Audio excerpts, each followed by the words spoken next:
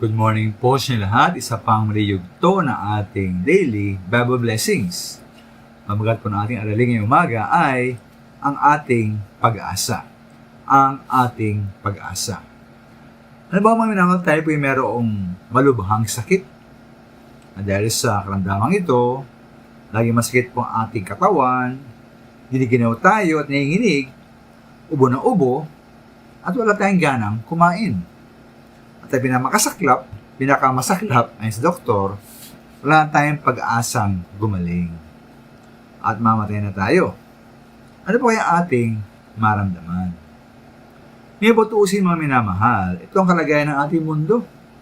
Unti-unting nawawasak ang ating kalikasan at kapaligiran dahil sa pag-aabuso ng mga tao at ng mga bansa. Walang katapusan ng mga away, guluhan at digmaan. Laganap ang paghihirap, karamdaman, krimen at kasamaan. At ang pinakamasaklap, mga minamahal, ang sabi po ng Biblia na mangyari sa ating mundo. Ay sa 2 Pedro 3:7, ang langit at lupa ay nanatili upang tupukin sa apoy pagdating ng araw ng pag-uukom at pagpaparusa sa masama.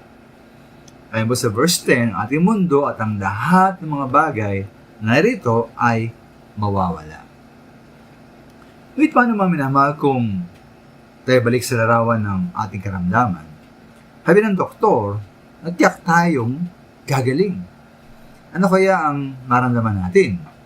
Siyempre, magkaroon po tayo ng pag-asa. Sinabi ito mga minamahal sa ating mundo. Totoo, tutupukin po ng apoy, ang mundo, ito ay mawawala. Ngunit po ayon po sa verse 13, naghihintay tayo ng bagong langit at ng bagong lupa na pagharian ng katwiran sapagkat ganoon ang kanyang pangako.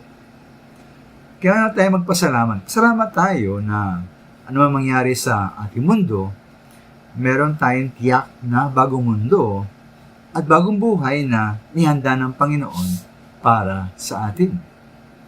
Nawati ito mga minamahal, makasama natin sa pag-asang ito at kawalatang ito ating mga mahal sa buhay. Nawati masapang minamahal sa ating bagong buhay na hinaharap. Maraming salamat po.